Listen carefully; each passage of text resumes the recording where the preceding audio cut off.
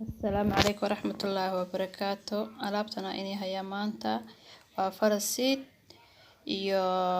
isoo qabo boorash liin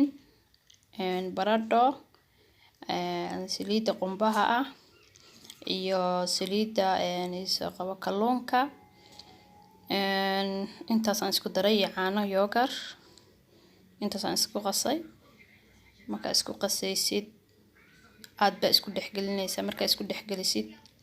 wajigaaga gacmahaaga meel u diidaya malaha waa marinaysaa marka waxa ku marinaysa 30 daqiiqo u deynaysa marka hore waa ku massage ahaan ugu sameynaysaa xabaar adoo marido